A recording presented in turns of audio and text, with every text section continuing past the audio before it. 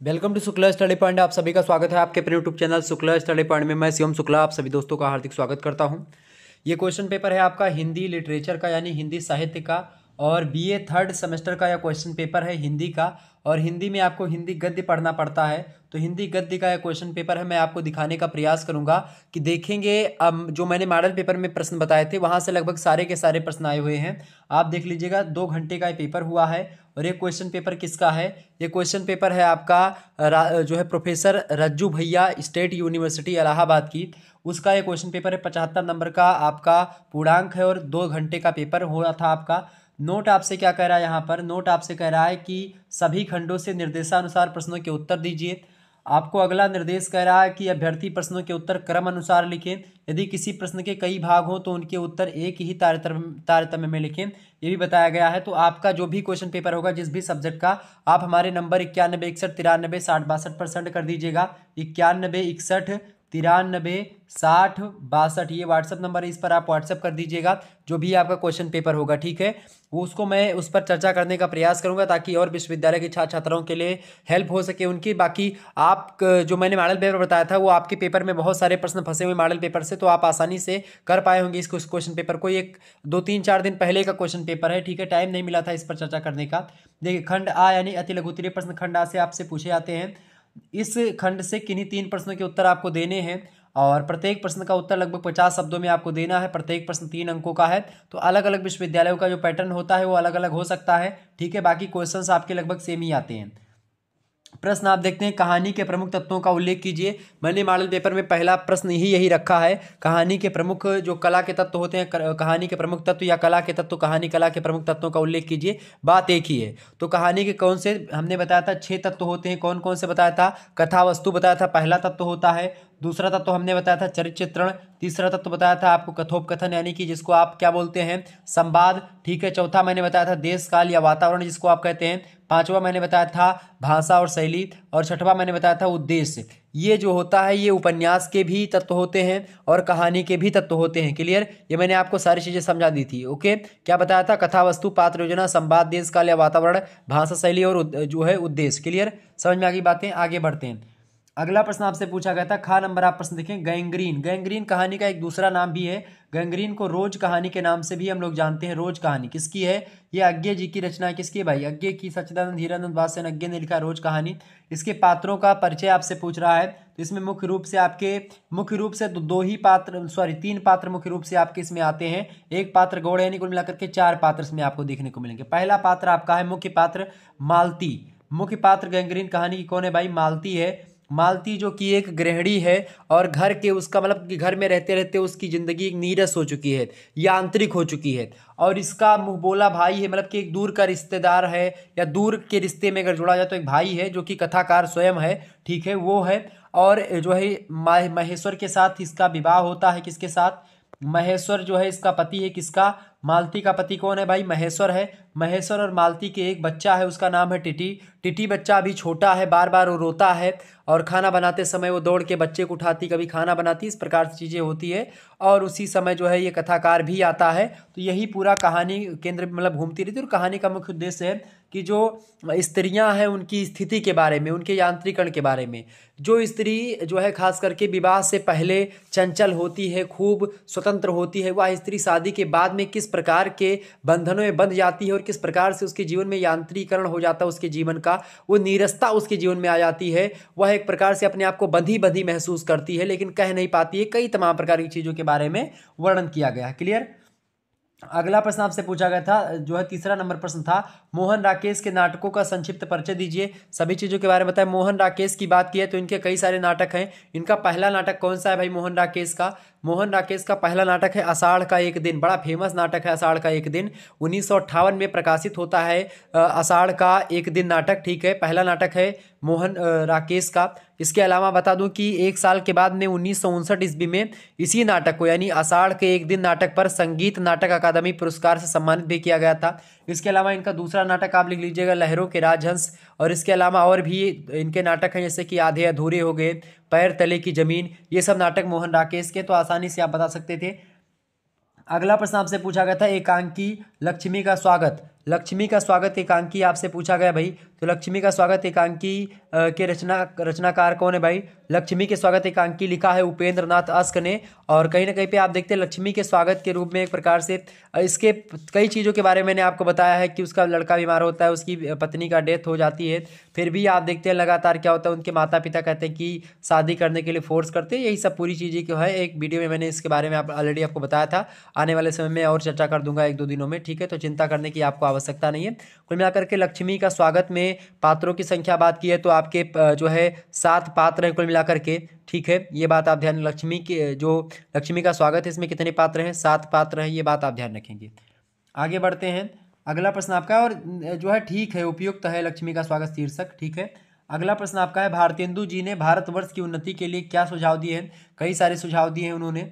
अगला तो इस प्रकार से 5 क्वेश्चन थे, इनमें से केवल 3 ही प्रश्न आपको करने थे, यहाँ पर आपको नोट में दिया गया था, ठीक है?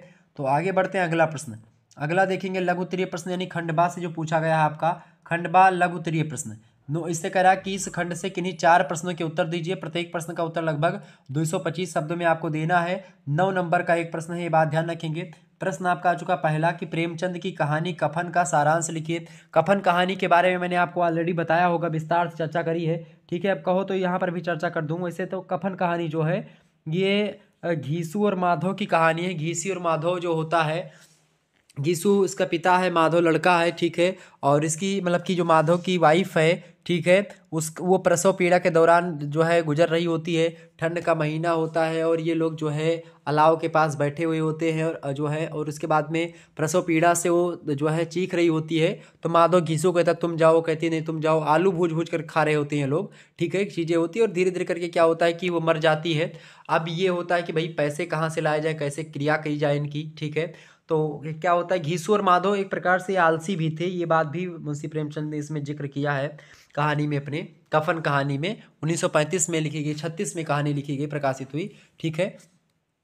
आप देखेंगे कि यह कहानी जो है कहीं ना कहीं पे मुंशी प्रेमचंद जब एकदम से पूरा कहानी के क्षेत्र में एकदम से बादशाह हो चुके थे, उस समय ये कहानी लिखी जा रही थी। तो मतलब कहानी के जो विविध विविध पक्ष हैं, चाहे कथोपकथन की बात की जाए, भाषा शैली की बात की जाए, उद्देश्य की बात की जाए, या फिर जो है कथानक की बात की जाए, या फिर किसी भी चीज़ की, मतलब कहानी की कला के जो 6 तत्व हैं उन सभी की बात की, सभी तत्वों पर खरे उतरे हैं।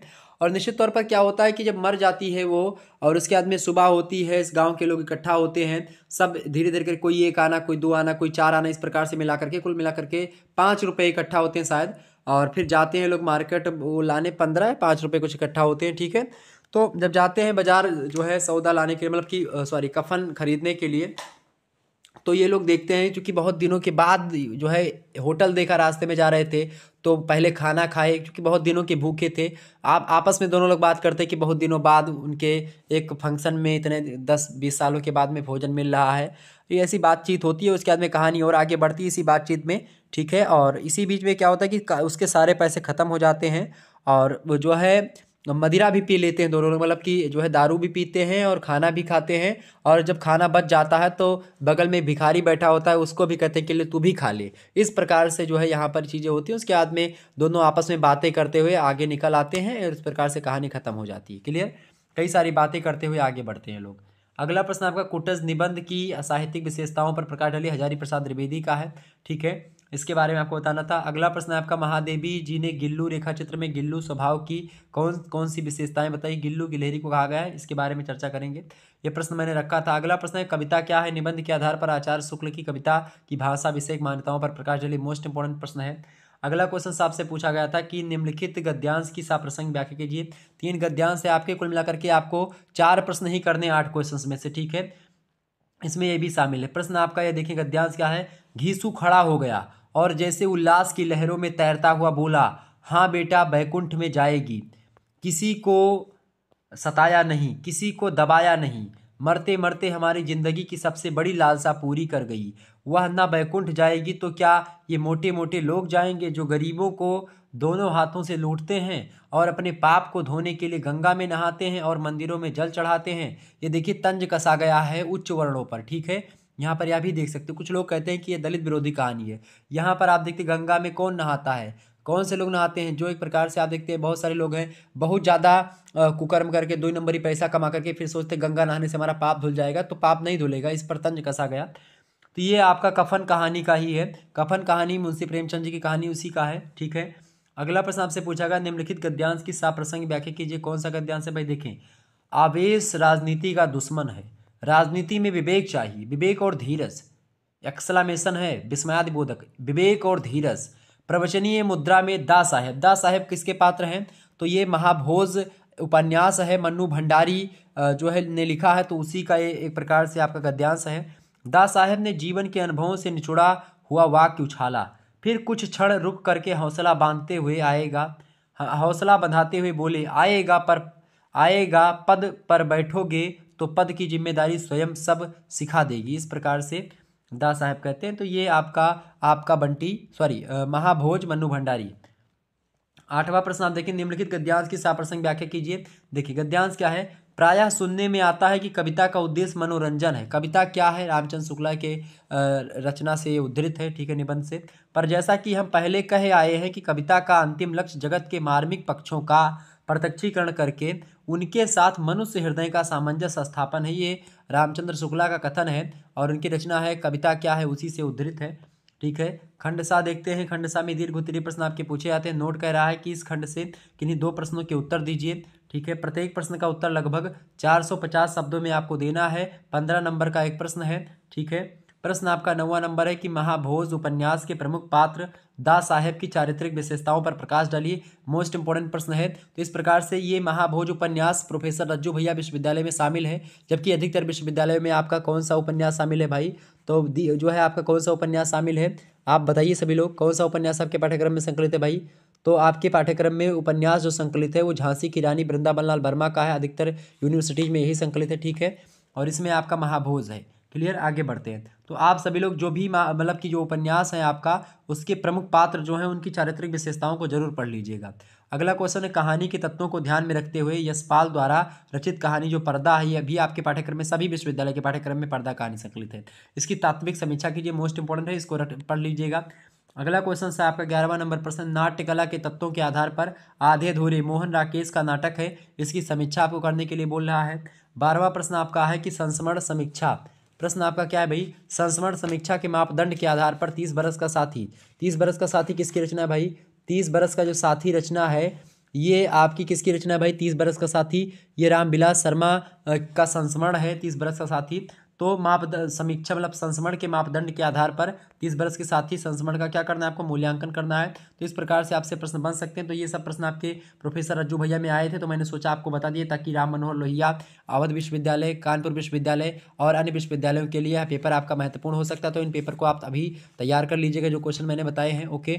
बाकी और मॉडल पेपर एक अगर कहेंगे तो एक मॉडल पेपर मैं और हिंदी का दे दूंगा, ठीक है। इससे पहले 2 मॉडल पेपर हिंदी के लिखित और 2 महासंग्राम वीडियो पड़े हुए हैं, ऑब्जेक्टिव के 3-4 वीडियो पड़े हुए हैं और 2-3 विश्वविद्यालय के पेपर ऑब्जेक्टिव के जो है उसको सॉल्व करवा दिया है, ठीक है। और जो भी कुछ क्वेश्चन पेपर आपके होंगे वो हमारे नंबर पर सेंड कर दीजिएगा, ओके। धन्यवाद, मिलते हैं नेक्स्ट वीडियो में, तब तक के लिए जय हिंद जय भारत। आप सभी का बहुत बहुत धन्यवाद हमारे से जुड़ने के लिए। आपको एक बात बता दूं कि सारे क्वेश्चंस जो होंगे आपके जो लिखित वाले क्वेश्चन पेपर के लिए है, उसके लिए मैंने लिखित मॉडल पेपर ऑलरेडी जो है प्रोवाइड किया है।